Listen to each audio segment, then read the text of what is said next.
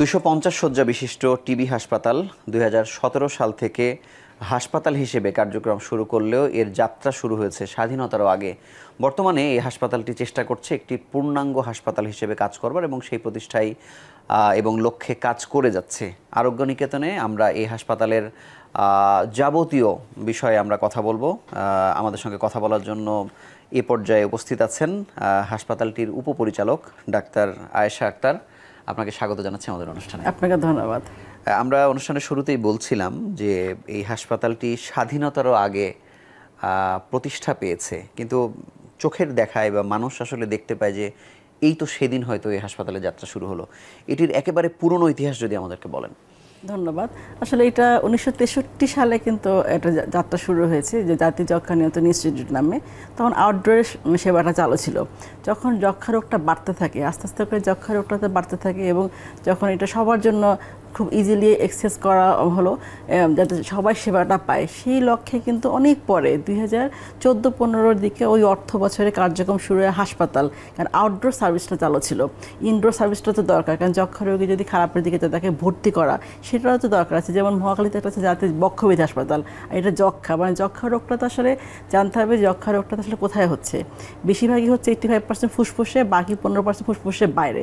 ফুসফুসের বাইরে যে যক্ষ্মা সেটা কিন্তু অনেকে জানে না, এক্সট্রা পালমোনারি যে টিবি যেটাকে বলি, ওইটাই মানুষকে জানানোর জন্য, পেশেন্টগুলোকে আরও সার্ভিসটা বৃদ্ধি করার জন্য, পেশেন্ট ভর্তি করে তাকে সুচিকিৎসা দেওয়ার জন্য, বেশি অসুস্থ হয়ে পড়লে তাকে তো সুচিকিৎসা দিতে হবে, তাকে মৃত্যু ঝুঁকিটা কমিয়ে আনতে হবে, সেই লক্ষ্যে ইনডোর সার্ভিস চালু করা হয়।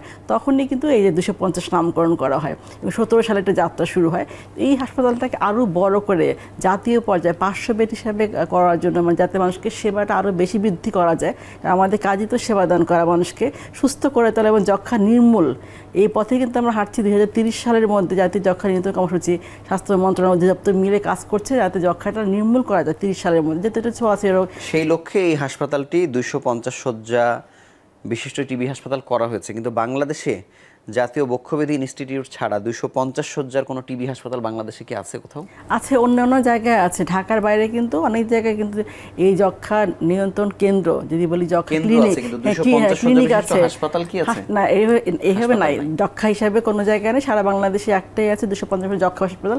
বাকিগুলো আছে ক্লিনিক হিসাবে, বক্ষব্যাধি ক্লিনিক বিভিন্ন টাইপের আছে, সেগুলো সব জায়গায় কিন্তু বিভিন্ন জেলা উপজেলা আছে। যাতে কেন আছে, আসলে যক্ষ্মা রোগটা নির্মূলের জন্য তো আমরা কাজ করছি।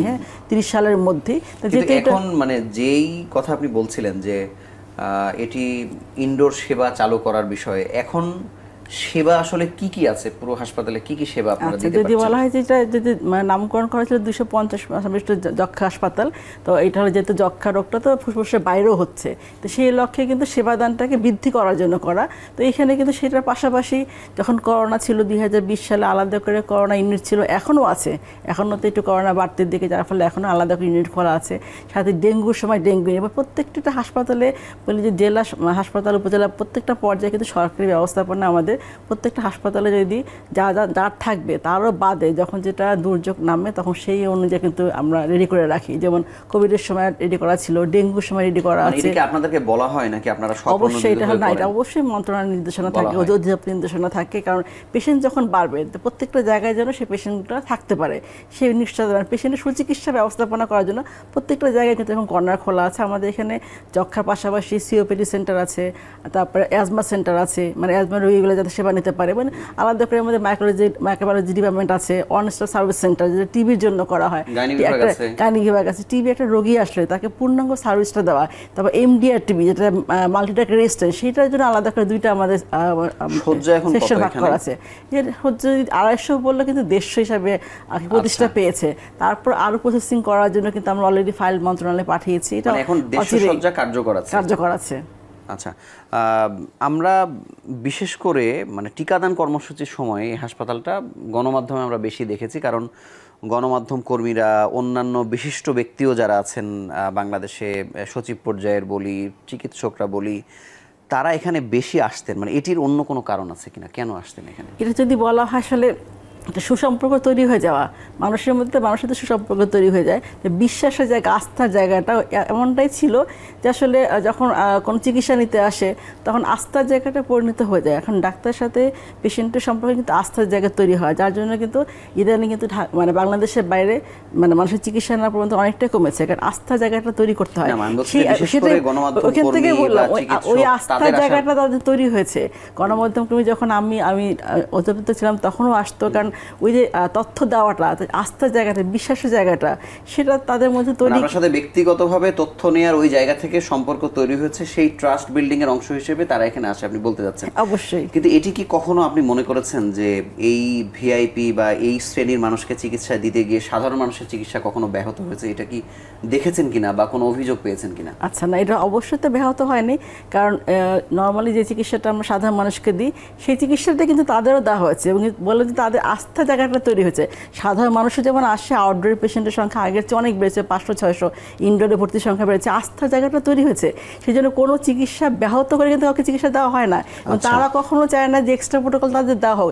তারা কিন্তু আসে আস্থার জায়গায়, বিশ্বাসের জায়গা থেকে, ভালোবাসার জায়গা থেকে আসে। আমি একটা অন্য প্রসঙ্গে যাই যে এই হাসপাতাল যেহেতু পূর্ণাঙ্গ হাসপাতাল না, যেহেতু 250 শয্যা বিশিষ্ট টিবি হাসপাতাল, মানে এখনো কোন রোগীদেরকে আপনাদের রেফার করতে হয়? মানে তাদেরকে সার্ভিস দিতে পারছেন না কিন্তু অন্য জায়গায় দিয়ে দিতে হচ্ছে, জাতীয় বক্ষব্যাধিতে পাঠানো হচ্ছে, মানে রোগীগুলো কোন? আচ্ছা, সেটা হলো যে যেহেতু যখন এটা 500 বেডের, হ্যাঁ, যেমন যখন 500 বেডের হবে জাতীয় পর্যায়ে, তখন অনেকগুলো এখানে কিন্তু অনেক কারিকুলাম থাকবে, যেমন অনেক মাল্টিডিসিপ্লিন হাসপাতাল যেগুলো হয়, সার্জারিগুলো, মেজর সার্জারিগুলো আমাদের এখানে হচ্ছে না, মাইনরগুলো হচ্ছে, ব্রঙ্কোস্কোপি থেকে শুরু করে পুরোস্কোপি, এগুলো তো আমাদের হচ্ছে, কিন্তু মেজর সার্জারি করার জন্য যেটা আমাদের দরকার, হ্যাঁ, যে অ্যানাস্থেটিস্ট দরকার, যে ম্যান পাওয়ার দরকার, সেটা কিন্তু এখনো নাই, যার জন্য সেটা নিয়ে কিন্তু কাজ করছে বাংলাদেশে। মোটা দাগে সার্জারি করতে পারছেন না, মেজর সার্জারিগুলো না, মাইনরগুলো তো অবশ্যই হচ্ছে। মেজরে করার জন্য আমাদের যেগুলো আমাদের জনবল দরকার, সেটার জন্য আমাদের যে স্ট্রাকচার দরকার, যেমন এখানে 4 তলা পর্যন্ত 10 তলা বিল্ডিং আমরা করব, আলো 500 বেড করব, এগুলো কিন্তু আমাদের প্রসেসিং চলছে,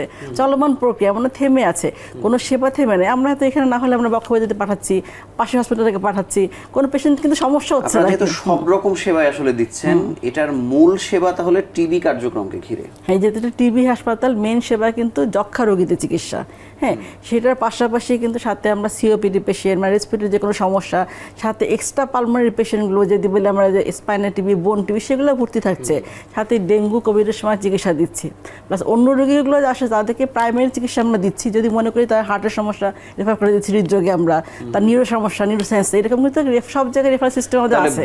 যেহেতু এটি টিবি হাসপাতাল, বক্ষব্যাধির কনসালটেন্ট এখানে কতজন আছে? এখানে আছে মোটামুটি, যদি বলি যে আমাদের যা জনবল আছে তারও বাইরে কিন্তু অনেকে পেশনে কিন্তু এখানে কাজ করছে, সবকিছু মিলে আমাদের 12-13 জন কনসালটেন্ট আমাদের আছে, সবই রেসপিরেটরি মেডিসিনের, গাইনি আলাদা করে আছে, অন্যান্য ডিপার্টমেন্টে কিডনি আমাদের কনসালটেন্ট আছে, সবকিছু মিলে, হ্যাঁ, নেফ্রোলজি আছে, সবকিছু মিলে 30 থেকে 35 জন আমাদের ডাক্তার এখানে আছে। 250 শয্যার বাংলাদেশের যে কোনো প্রান্তের একটি হাসপাতালের যে দুরবস্থা, বলা হয় যে 50 থেকে 100 হয়েছে, ওই 50-এর জনবল দিয়ে চলছে, 100-র জনবল দিয়ে চলছে, যেটি বলা হয়। যেহেতু এটি একটি রাজধানীর হাসপাতাল, এই হাসপাতালে 250 শয্যার জনবল আসলে কতজনের আছে, বা তাদের থেকে তো অবস্থা ভালো নাকি? হ্যাঁ, যদি বলি তাদের থেকে অবশ্যই অবস্থা ভালো, তারপরেও কিন্তু জনবলের সংকট সব জায়গায় আছে। যদি বলি শুধু বাংলাদেশের না, সারা পৃথিবীতে জনবলের সংকট, দক্ষ জনসংকট থাকবে, তারপর কিন্তু সরকার কিন্তু এই যে ডাক্তারের সংখ্যা বাড়ানো, তারপর হলো যে নার্সদের সংখ্যা বাড়ানো, অন্যান্য সেক্টরের সংখ্যা বাড়ানো, এগুলো কিন্তু কাজ করে যাচ্ছে, এবং ডাক্তার কিন্তু প্রতি বছর আপনি জানেন অনেক করে নেওয়া হচ্ছে। এই সংকট কাটানোর জন্য, দক্ষ জনবল তৈরি করার জন্য কিন্তু আমাদের নিয়োগ কিন্তু দেওয়া হচ্ছে, যেটুকু জনবল আছে সেটা দিয়ে কিন্তু আমরা কাজ করছি। হ্যাঁ, যদি আমাদের আছে, আমাদের জনসংখ্যা অনুপাতে, আমাদের জনসংখ্যা সেই অনুপাতে কিন্তু দক্ষ জনবল অবশ্যই কম আছে, কিন্তু যা আছে সেটা দিয়ে আমরা কাজ করছি, ভবিষ্যতে আরো বেশি বাড়ানো হচ্ছে। সবই তো চলমান প্রক্রিয়া, একদিনে সব শেষ করা সম্ভব হবে না। আপনি এখানে সহকারী পরিচালক হিসেবে জয়েন করেছিলেন, এখন উপপরিচালক হয়েছেন, দীর্ঘ যাত্রা, 2টি পদে কাজ করেছেন, বা এখন তো করছেনই। মানে এই হাসপাতালকে আপনার এই এত বছরের দেখাতে, এই হাসপাতাল নিয়ে আপনার স্বপ্ন কি? এই হাসপাতালকে স্বপ্ন তো অবশ্যই আমি এটা যাচ্ছি, যেহেতু কেন ঢাকা শহরে তো 250 বলে কিছু থাকবে না, এটা 500 বেড, মানে জাতীয় বেড হাসপাতাল হবে এই যক্ষা, যেহেতু জাতীয় হাসপাতাল, যাতে এখানে মেজর সার্জারিগুলো হয়, আরও পোস্টগুলো ক্রিয়েশন হয়, এবং সেই লক্ষ্যে আমি শুরু থেকেই কিন্তু কাজ করে যাচ্ছি, ফাইলগুলো মুভ করাচ্ছি, যাতে এটা জাতীয় পর্যায়ে হবে, এবং যাদের পালমোনারিস্ট যারা আছেন তাদেরকে আরও পদ সংখ্যা বাড়ানো, তাদেরকে আরও বেশি মানে পদ তৈরি করে দেওয়া। সার্জারিটা সার্জারিটা তো চালু করে দেওয়া উচিত। সার্জারি তো দুজন, একজন হয়তো সার্জন লাগবে, আপনার হয়তো মাইনর সার্জারি এগুলো হচ্ছে, মাইনর গুলো হচ্ছে, মেজর যেগুলো মেজরের জন্য থোরাসিক সার্জন কয়েকজন লাগবে, সাথে আমার অ্যানাস্থেটিস্ট লাগবে এবং সেই জনবল লাগবে এবং সেই সেট আপও তো লাগবে, কারণ যেহেতু এটা 250, যার ফলে আমাদের কিন্তু এখনো ওই সেট আপ কিন্তু এখনো নাই।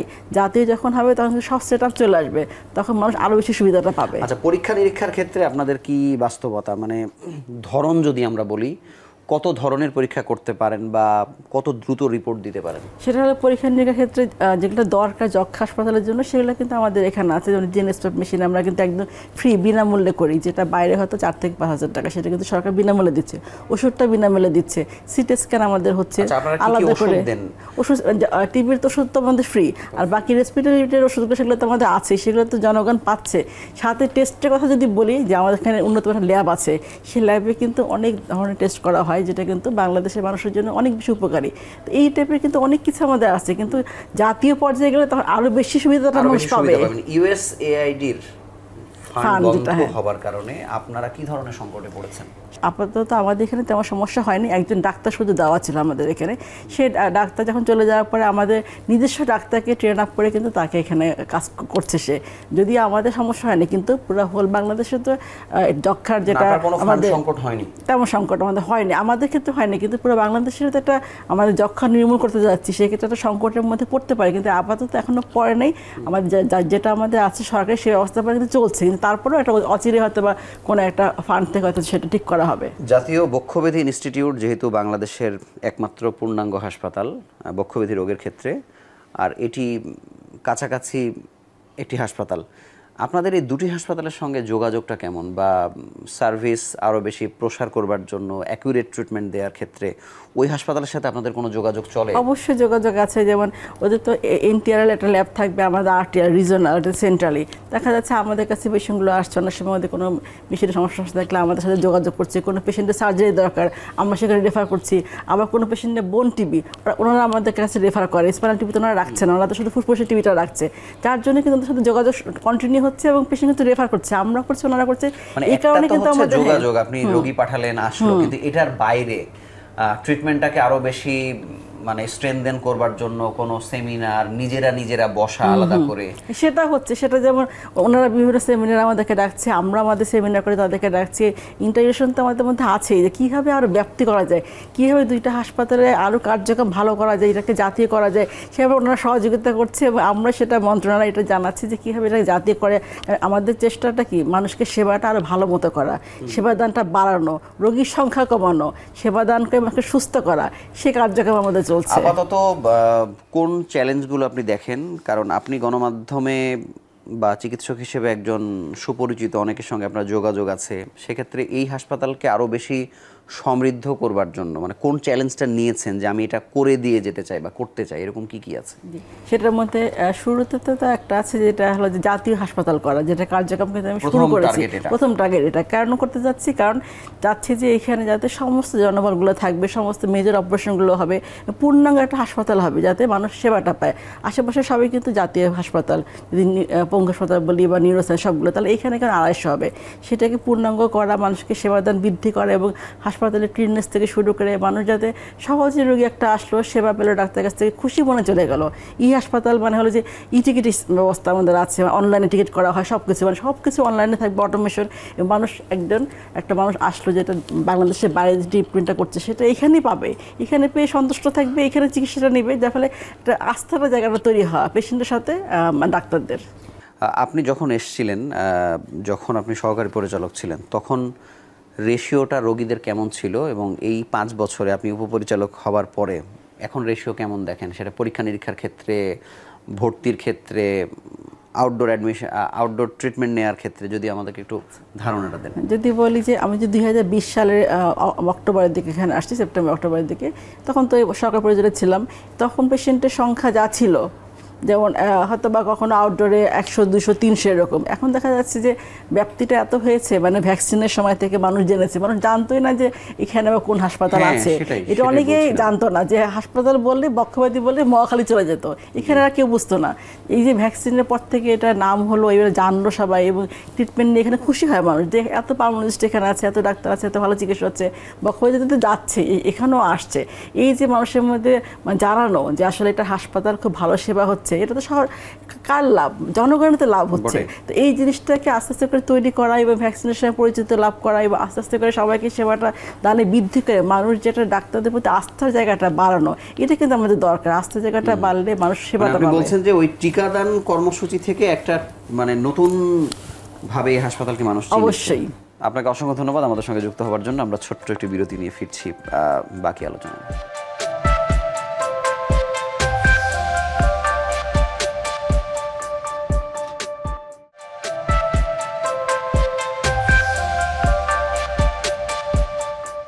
এ পর্যায়ে আমাদের সঙ্গে যুক্ত হচ্ছেন ডাক্তার ASM ফাতেহ আকরাম দোলন, তত্ত্বাবধায়ক, TB control and training institute, 250 শয্যা বিশিষ্ট টিবি হাসপাতাল। আপনাকে স্বাগত জানাচ্ছি আমাদের অনুষ্ঠানে। ধন্যবাদ। এই হাসপাতালটি যেহেতু প্রথমে আউটডোর সেবা দিয়ে তার যাত্রা শুরু করেছিল, এরপরে হয়তো ইনডোর সেবা বা নানামুখী সেবা কার্যক্রম চালু হয়েছে, কিন্তু আউটডোর সেবাটি কি আগের থেকে অনেক বেশি স্ট্রেনদেন হয়েছে কিনা, বা আউটডোর সেবার মধ্যে আসলে আরও কি কি আছে সেটি যদি বিস্তারিত আমাদের বলেন।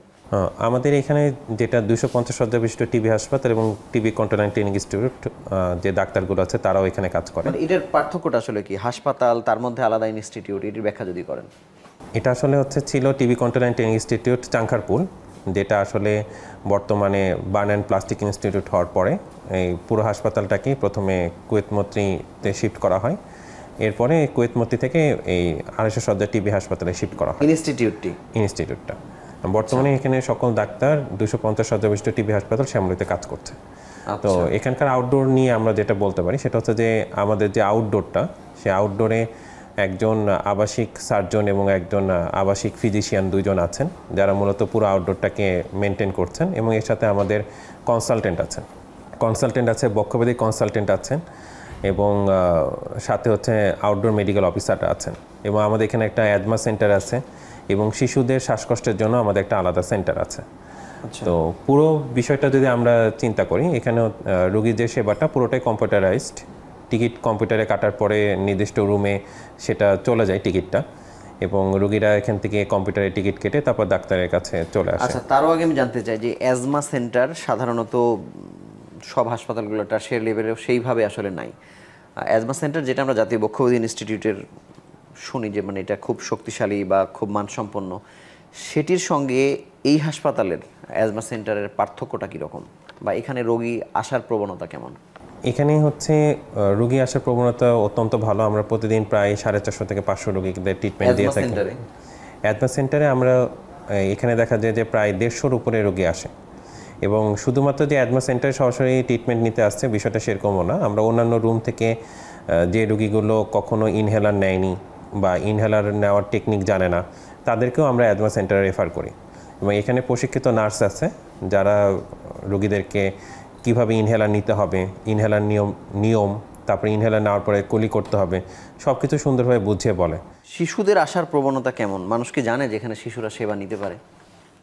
আমরা জানানোর চেষ্টা করছি, এবং শিশুরা ভালোই আসে। আমাদের এখানে প্রতিদিন প্রায় দেখা যায় যে 40-50টা শিশু বাচ্চা আসে। আসলে মূলত আমরা হচ্ছে একদম ছোট শিশু পাই না। আমাদের সামনেই যেহেতু শিশু হাসপাতাল আছে, সেহেতু সেখানেই শিশুদের যাওয়ার প্রবণতা বেশি। কিন্তু মাঝে মাঝে দেখা যায় যে শিশু হাসপাতাল থেকে বা অন্যান্য যে হাসপাতালগুলো আছে, যারা বাচ্চাদের যে অ্যাজমা পেশেন্টগুলো আছে তাদের যদি আমাদের এখানে রেফার করে, তখন আমরা সেগুলোকে দেখি। মূলত আমাদের এখানে যে বাচ্চাগুলো সাধারণত আমরা পাই 7 বছর থেকে 14 বছরের মধ্যে, আমরা এই এজের শিশুদের পেয়ে থাকি। নবজাতকেরও যদি শ্বাসকষ্ট থাকে সেই ট্রিটমেন্ট তো আর আপনারা দেন না? নবজাতকদের আসলে স্পেশালাইজড যে ট্রিটমেন্ট আমাদের এখানে নাই, বা এখানে হচ্ছে পেডিয়াট্রিশিয়ানও মেডিকেল অফিসার আছেন, কিন্তু সেই ধরনের ট্রিটমেন্ট আমাদের এখানে নাই। আচ্ছা, আমরা যদি জরুরি বিভাগের কথা বলি, জরুরি বিভাগে ঢাকা শহরে আমরা যেমন এখন দেখছি একটা ওসেক তৈরির একটা চেষ্টা চলছে আর কি, যদিও পূর্ণাঙ্গভাবে অনেকেই পারেনি। এখানকার জরুরি অবস্থার মানে কেমন, মান কেমন? আমাদের এখানে জরুরি বিভাগে 24 ঘন্টা ডাক্তার থাকে এবং হচ্ছে 24 ঘন্টা সকল সেবা। কনসালটেন্ট পাওয়া যায়? রাতে কনসালটেন্ট থাকে না, তবে যারা এখানে মেডিকেল অফিসার হিসেবে আছেন তারা ডিগ্রিধারী এবং তারা রোগীকে ট্রিটমেন্ট দিয়ে থাকেন।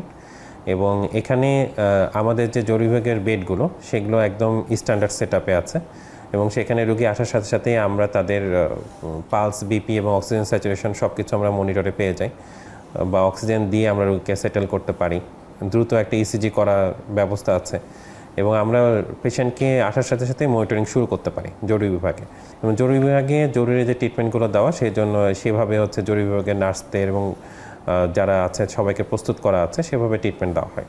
এবং যেহেতু সবসময় ডাক্তার এখানে আছে, দেখা যাচ্ছে যে ডাক্তার দেখে তারপর তাকে হচ্ছে ইনডোরে শিফট করে অথবা হচ্ছে প্রপার ট্রিটমেন্টটা দিয়ে থাকে।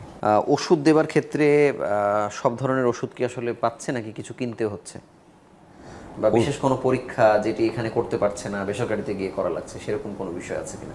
আমাদের যেগুলো জরুরি পরীক্ষা সেগুলো আমরা এখানে করে থাকি, যেমন আমাদের এখানে এক্স রে অ্যাভেলেবল, তারপরে আমরা সিটি স্ক্যান করে থাকি এবং এই টেস্ট রিলেটেড যে আলট্রাসোনোগ্রাম আছে সেগুলো আমরা এখানে করে থাকি।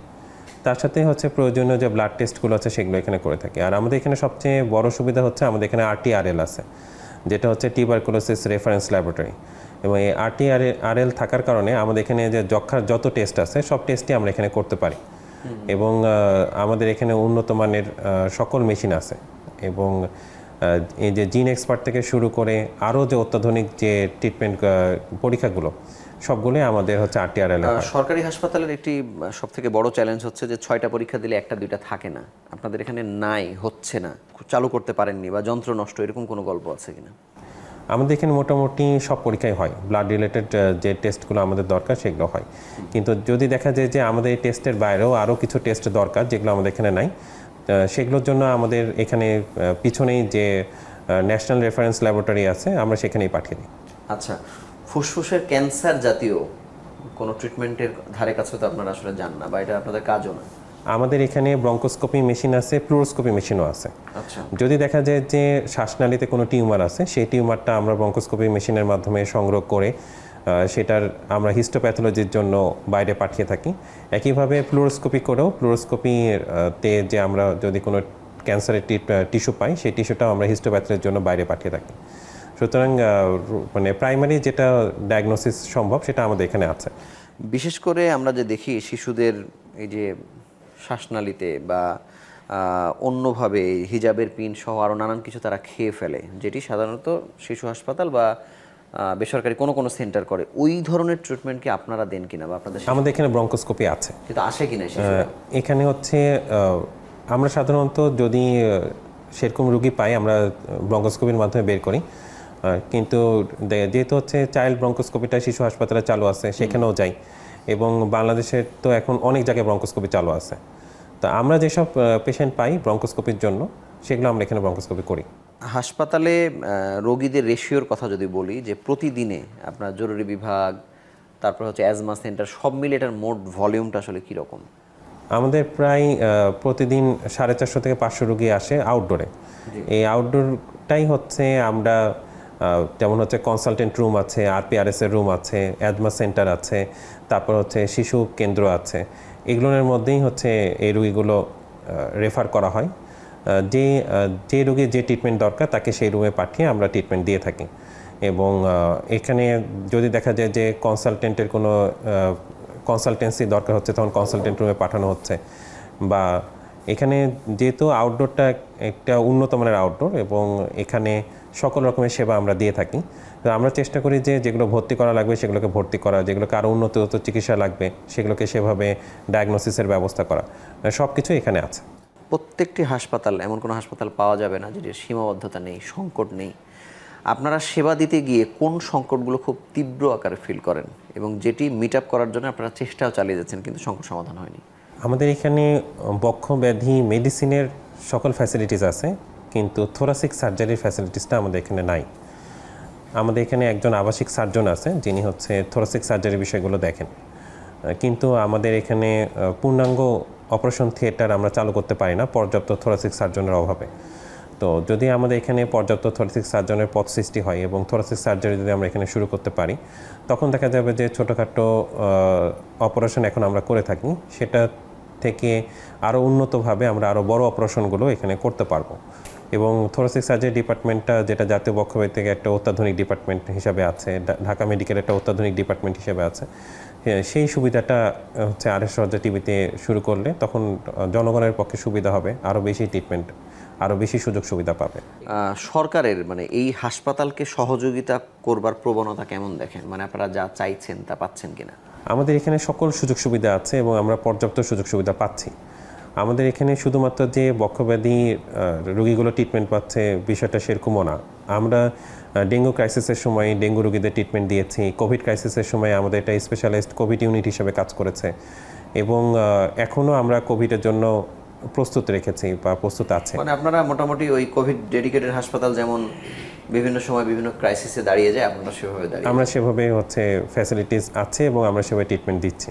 আচ্ছা, অন্তর বিভাগের যে সেবা, এই যেহেতু আপনাদের ফাংশনাল দেশ শয্যা, সেক্ষেত্রে আউটডোর থেকে প্রতিদিন কত রোগীর আসলে ভর্তি দিতে হয়? মানে এরকম কোনো রেশিও আছে কিনা? আমাদের এখানে মূলত সিটের বাইরে রোগী ভর্তি হয় না। আচ্ছা, তো দেখা যাচ্ছে যে ফাঁকা সিটের বিপরীতে আমরা রোগী ভর্তি করে থাকি। মোটামুটি 20 থেকে 24 জন রোগী ভর্তি হচ্ছে বা 20 থেকে 24 জন রোগী ছুটি পাচ্ছে, এভাবেই হচ্ছে মোটামুটি টার্নওভার হয়। অনেক ক্ষেত্রে দেখা যায় 20 থেকে 50-এর উপরেও চলে যায়। এবং আমাদের এখানে যেমন অনেক রোগী ভর্তি থাকে যারা দীর্ঘদিন ভর্তি থাকতে হয়। আমাদের ইন্টারথোরাসিক টিউব দেওয়া রোগীদের আমাদের এখানে অনেক দিন ভর্তি রাখা লাগে, বা যেগুলো রেসপিরেটরি ফেলোরের পেশেন্ট আছে তাদেরকে দীর্ঘদিন ভর্তি রাখা লাগে, আইএলডি পেশেন্টদের দীর্ঘদিন ভর্তি রাখা লাগে। এবং এখানে আমাদের যে ড্রাগ রেজিস্ট্যান্স টিবির ইউনিট আছে, সেখানেও আমাদের কিছু এমডিআর এবং এক্সডিআর টিবির পেশেন্টদের ভর্তি রাখা লাগে।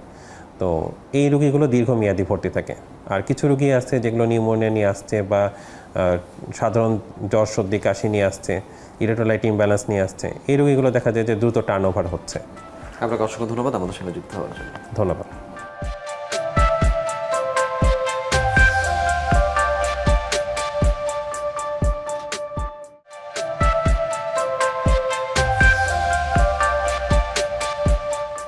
আরোগ্য নিকেতনের এই পর্যায়ে আমাদের সঙ্গে যুক্ত হচ্ছেন ডাক্তার গোলাম কাউসার।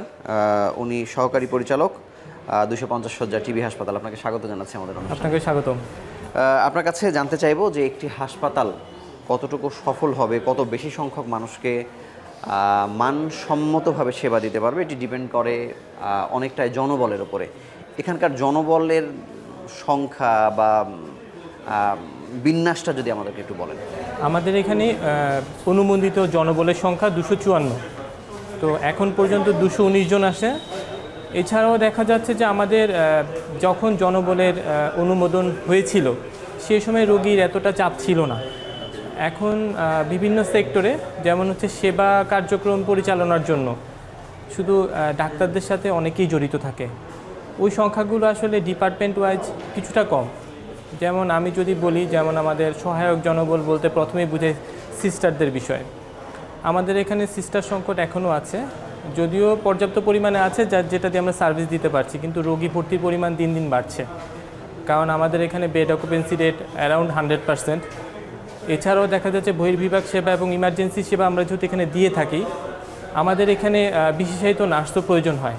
যেমন যারা ইনহেলার কীভাবে ব্যবহার করবে, ইভেন দেখা যাচ্ছে যে ব্রঙ্কোস্কোপি মেশিনে যারা থাকে, ফ্লুরোস্কোপি মেশিন যারা ইউজ করে, এইসব সেক্টরে আসলে আমাদের বিশেষায়িত নার্সের চাহিদা এখনও রয়ে গিয়েছে। এছাড়াও ধরেন হচ্ছে ল্যাব পরিষেবা দেওয়া। আমাদের এখানে দেখা যাচ্ছে যে আমাদের জিন এক্সপার্ট মেশিন আছে আর সব ধরনের পরীক্ষাই হয়। যদিও আরটিপিসিআর মেশিন আমাদের এখানে অ্যাভেলেবেল না, আমরা চেষ্টা করছি এখানে সার্ভিস দেওয়ার জন্য। বিশেষ করে বিগত করোনা পরিস্থিতির সময় এটার একটা প্রয়োজনীয়তা দেখা দিয়েছে। মানে এখনো আরটিপিসিআর মেশিন না, আমরা জিন এক্সপার্ট দিয়ে আরটিপিসিআর করতে পারি, বাট এটা ডেডিকেটেড না। কিন্তু 250 শয্যার যে হাসপাতাল, সেখানে 150 শয্যা ফাংশনাল। সেক্ষেত্রে কি আপনার জনবল তাহলে পর্যাপ্ত হয়ে যাচ্ছে না? পর্যাপ্ত হচ্ছে, বাট আমাদের ধরেন হচ্ছে বিশেষায়িত সেবার সাথে আমাদের আসলে কিছু, ওই যে বললাম যে আমাদের সহকারী সেবা লাগে। যেমন হচ্ছে আমাদের জনবলের মধ্যে দেখা যাচ্ছে যে যারা বিশেষ করে আমাদের কর্মচারী লেভেলের আছে, যারা পরিষ্কার পরিচ্ছন্নতার সাথে জড়িত, আমাদের বিশেষ করে টেকনোলজিস্ট, আমরা এগুলো আউটসোর্সিং দিয়েই আসলে পূরণ করে থাকি। আপনাদের প্রতিদিনের পরীক্ষার ভলিউম কেমন এবং সেই অনুযায়ী আপনাদের ল্যাবের জনবল কতজন? আমাদের প্রতিদিনের পরীক্ষার ভলিউম যতটুকুই হয় তার তুলনায় আমাদের ল্যাবে টেকনোলজিস্ট আছে। হ্যাঁ, কিন্তু দেখা যাচ্ছে যে মাঝে মধ্যে দেখা যাচ্ছে যে আমাদের বিশেষ পর্যায়ে, যেমন হচ্ছে ডেঙ্গুর সময়, করোনার সময় আমাদের দেখা যাচ্ছে পরীক্ষার চাপ বেড়ে যায়। তারপর আমরা চেষ্টা করি, আমাদের এখন যে জনবল আছে তা দিয়ে ধরেন 150 বেডের জনবলের কাঠামো পূরণ করা যায়, সার্ভিস দেওয়া যায়। বাট এটা আসলে কাগজে কলমে 150 বেড, কিন্তু এখানে আমরা 250 থেকে 300 সার্ভিস দিয়ে থাকি। অনেক সময় দেন? হ্যাঁ, অনেক সজ্জাতে তো দিতে পারেন না, সজ্জাতে দিতে পারি না, কারণ আমাদের বেডের বাইরে আমরা আসলে ফ্লোরে রোগী রাখি না সচরাচর, কারণ হচ্ছে সংক্রামক রোগ তো, এসব কারণে। আইসিইউ আছে আমরা জেনেছি, এটা কত সজ্জা, কতজন রোগী ভর্তি? আমাদের এখানে 4 সজ্জার একটা আইসিইউ ফ্যাসিলিটি আছে। 4 সজ্জা? 4 সজ্জার এসডিও ফ্যাসিলিটিও আছে আমাদের 4 সজ্জার, এবং ওখানে আমাদের দেখা যাচ্ছে যে ভেন্টিলেটরে যেসব রোগী রাখতে হয় একদম টার্মিনাল স্টেজে, সেসব রোগী আমরা এখানে ভর্তি দিই এবং সার্ভিসও দিয়ে থাকি। আমাদের আইসিইউ কনসালটেন্টও আছে এবং অ্যানেস্থেসিওলজিস্টও আছে ওইখানে পদায়ন করা। কিন্তু যে মানের আইসিইউ আমরা ঢাকা মেডিকেল, বাংলাদেশ মেডিকেল বিশ্ববিদ্যালয় সহ এই জায়গাগুলোতে পাই, ওই স্ট্যান্ডার্ডে যেতে তো ওই আপনাদের... স্ট্যান্ডার্ডে দুটো কারণে দেওয়া হচ্ছে না। একটা হচ্ছে আমাদের জনবল কাঠামো, আরেকটা হচ্ছে আমাদের জায়গা। এই বিল্ডিংটা তৈরি হয়েছে 2013-তে, যেটা হচ্ছে 10 তলা বিল্ডিং। এখন আমাদের 4 তলা বিল্ডিংয়ে কাজ সারাচ্ছি আমরা। পিছনে আমাদের পুরাতন বিল্ডিংটা আছে, যেটা 1965-এ প্রতিষ্ঠিত হয়েছিল। সব মিলিয়ে এই বিল্ডিংটা যদি আমাদের 10 তলা হয়, তাহলে আমাদের আইসিইউর জন্য একটা ফ্লোরই ডেডিকেটেড করা যাবে এবং প্ল্যানে ওইটা আছে। আচ্ছা, জনবলের আপনার মানোন্নয়নের জন্য সরকার থেকে তো কিছু ট্রেনিং এগুলো দেয়াই হয় আর কি, কিন্তু আপনারা কি কখনো মনে করেন যে এই হাসপাতাল আরও মানসম্পন্নভাবে সেবা দেবার ক্ষেত্রে নিজেদের জনবলের ট্রেনিংয়ের বিষয়ে আপনারা আসলে কি করে থাকেন? প্রশিক্ষণ আসলে সবসময় জরুরি, এবং প্রশিক্ষণের যেই ধারাবাহিকতা, এটা ধরেন হচ্ছে বজায় রাখলে সেবার মান ভালো থাকে। আমাদের সরকারিভাবে আমাদের প্রশিক্ষণ দেওয়া হয়ে থাকে এবং বিভিন্ন অপারেশন প্ল্যান থেকেও আমাদের প্রশিক্ষণ চলতো। রিসেন্টলি অপারেশন প্ল্যানটা বন্ধ হয়ে যাওয়াতে সরকারিভাবে ওই প্রশিক্ষণগুলো হচ্ছে না, বাট আমরা ইন্টারনালি আমাদের কনসালটেন্টরা যারা ইনডোরে থাকেন তারা ক্লাস নিয়ে থাকেন। ইভেন হচ্ছে আমরাও মান্থলি মিটিং করে থাকি। আর সবাই তো আসলে এখানে বেশ অনেক দিন ধরে বিশেষত সেবা দিয়ে থাকে, যারা নতুন আসে তাদেরকে আসলে অবজারভেশনে রেখে, প্রশিক্ষণের আওতায় রেখে তারপরে আসলে মূল সেবায় পাঠানো হয়ে থাকে। আপনাদের অন্যতম প্রধান লক্ষ্য হচ্ছে এটিকে একটি পূর্ণাঙ্গ হাসপাতাল করা এবং এটিকে 500 শয্যাতে নিয়ে যাওয়া। আপনি একজন সহকারী পরিচালক হিসেবে মানে অ্যাডমিনিস্ট্রেটিভ কাজ কত দূর পৌঁছেছে বা কোথায় আপনারা আটকে আছেন এখনো? আমরা আসলে জাতীয়করণ করার জন্য চেষ্টা করছি। এই কাজটা হচ্ছে আমাদের দীর্ঘ সময় ধরে চলছিল, 2024-এর পূর্ব থেকে চলছিল। আমরা এখন জনপ্রশাসন পর্যন্ত পৌঁছতে পেরেছি, কারণ এখানে আসলে শুধু ফুসফুসের যক্ষাই যে হয় তা না, গ্ল্যান্ডের যক্ষাও তা না, শিশুদের যক্ষা বেড়ে যাচ্ছে রোগী, এবং অন্যান্য গ্রন্থির যে যক্ষা, অর্গানের যক্ষা, এইসব রোগীও এখানে আসে। তো আমরা দেখা যাচ্ছে যে এইসব বিশেষায়িত সেবার জন্য আমাদের আসলে জাতীয়করণ করাটা জরুরি, কারণ শিশু যক্ষা রোগীদের জন্য আলাদা ওয়ার্ডই দরকার। তো আমরা আসলে সমন্বিতভাবে কাগজপত্রগুলো তৈরি করেছি, আমরা মন্ত্রণালয়ে পাঠিয়েছিও। এখন সার্বিক পরিস্থিতি বিবেচনা করে এটা 3টা মন্ত্রণালয় একত্রিত যুক্ত, তো আশা করি ভালো কিছু হবে এবং আমাদের লক্ষ্যে আমরা পৌঁছতে পারবো। মানে মনে হচ্ছে যে তারা এটা করে দিতে চায়। এবং তাদের সাথে যখন কথা বলেছি, ওনাদের সাথে যখন কথা বলেছি, ওনারা এই বিষয়ে পজিটিভ। আচ্ছা, মানে ওয়ার্ডের কথা বলছিলেন, এখানে বিশেষায়িত ওয়ার্ড কিসের আছে? বিশেষায়িত ওয়ার্ড আসলে আমাদের এখানে যক্ষারই আছে। আমাদের পজিটিভ রোগীর জন্য যক্ষা রোগীর আলাদা ওয়ার্ড, নেগেটিভ রোগীর জন্য আলাদা ওয়ার্ড। পজিটিভ রোগীদেরকে আমরা একটু আলাদা রাখি, আমরা আসলে একসাথে রাখি না। নারী পুরুষ আলাদা ওয়ার্ড আছে, নারী পুরুষ আলাদা কেবিনও আছে। হ্যাঁ, ইন্টারমিংলিং কোনো ওয়ার্ড নাই যেখানে আসলে সবাই একসাথে থাকে। বাস কারণ হচ্ছে যক্ষা হচ্ছে সংক্রামক রোগ, এখানে আসলে একটা নির্দিষ্ট ব্যবধানে বেডগুলো ডিস্ট্রিবিউশন করতে হয় এবং হচ্ছে পজিটিভ রোগী এবং নেগেটিভ রোগীতে আলাদা রাখতে হয়। এছাড়াও আমাদের আলাদা একটা ওয়ার্ড আছে যেখানে ড্রাগ রেজিস্ট্যান্ট টিবি রোগী ভর্তি থাকে। আচ্ছা, কনসালটেন্ট পোস্ট মোটা দাগে কি ফাঁকা আছে যেটা আপনারা চাইছেন? আমাদের হচ্ছে জনবলের অনুমোদনের মধ্যে হচ্ছে জুনিয়র কনসালটেন্ট, সিনিয়র কনসালটেন্টের পদ আছে আসলে 6 জন এবং 3 জন করে। তো আমাদের জুনিয়র কনসালটেন্টের পদ খালি এবং সিনিয়র কনসালটেন্টের পদও খালি আছে, যদিও 1 জন করে। তারপরেও কনসালটেন্ট যদি বিশেষায়িত সেবা যেমন পালমোনোলজি যদি আরও পদায়ন করা যেত প্রধান হিসেবে, তাহলে সেবার পরিমাণও বাড়ানো যেত। কারণ দেখা যাচ্ছে যে তখন ইউনিটও বাড়ানো যেত। আর রোগী ভর্তি আমাদের এখানে আসলে কি হয়, সব ধরনের রোগী ভর্তি হয়। আমাদের আসলে মতামত নিতে হয়, যেমন আমাদের রেডিওলজিস্ট আছেন, ওনার মতামত নিতে হয়। তারপরে হচ্ছে আমাদের সোনোলজিস্টও আছেন, কিন্তু এখানে আসলে ব্যাকআপ থাকতে হবে। আমাদের রেডিওলজিস্টের একটা ব্যাকআপ থাকলে উনি যদি কোথাও ছুটিতে যায় বা কোনো যদি অসুস্থতায় পড়ে তখন আপনারা ঝামেলায় পড়ি আর কি। রিএজেন্টের কোনো গ্যাপ হয় বা স্টকে নাই কিন্তু কিছুদিন পরীক্ষা রিএজেন্টের গ্যাপ হচ্ছে আমরা আসলে প্রকিউরমেন্টের মাধ্যমে যে রিজেন্টগুলো কিনি ওগুলো ধরেন গ্যাপ হয় হচ্ছে প্রকিউরমেন্ট রিলেটেড টাইম ল্যাপসের কারণে, কিন্তু ওইরকম মেজর কোনো ইস্যু হয় না যেটার জন্য আমরা সার্ভিস দিতে পারবো না। আপনাকে অসংখ্য ধন্যবাদ আমাদের সঙ্গে যুক্ত হওয়ার। ধন্যবাদ আপনাকে। আমরা ছোট্ট একটু বিরতি নিয়ে আলোচনায় ফিরছি আবারও।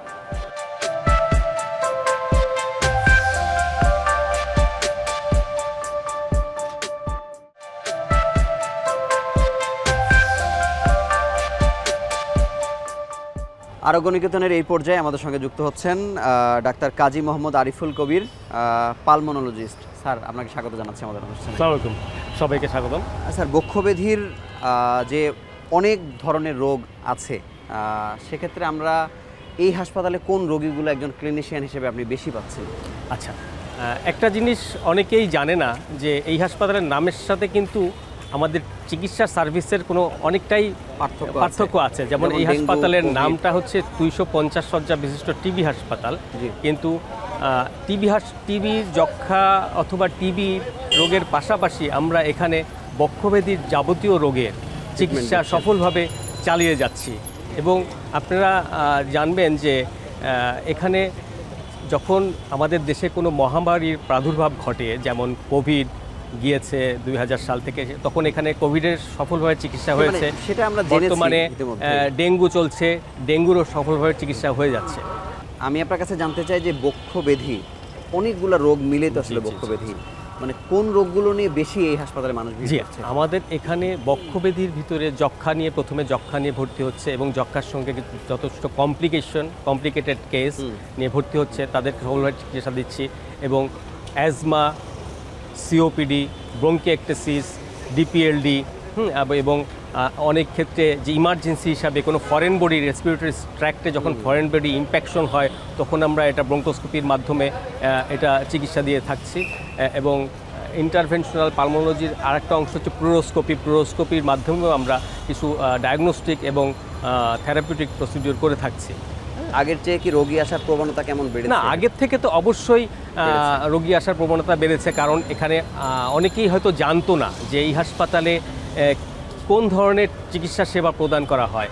বর্তমানে মিডিয়ার কারণে এবং অন্য যারা প্রিভিয়াসলি যারা চিকিৎসা নিয়েছে তাদের মাধ্যমে মানুষ যখন জানতে পেরেছে যে এখানে সফলভাবে চিকিৎসা সেবা দেওয়া হয়, তখন আগে থেকে আমি বলবো যে 30 to 40% পেশেন্ট বেড়ে গেছে। বহির্বিভাগের উপর চাপ বেড়েছে, অন্তর্বিভাগের উপর চাপ বেড়েছে। কোভিড পরবর্তী জটিলতার কথা সারা পৃথিবীতে শুনছি, সেই ধরনের কি রোগী, কি সিমটম নিয়ে আসছে? হ্যাঁ, কোভিড পরবর্তী সময়ে কিন্তু আমরা দেখেছি যে পোস্ট কোভিড পালমোনারি সিকুইলিগুলো যেমন ফাইব্রোসিস নিয়ে আসছে।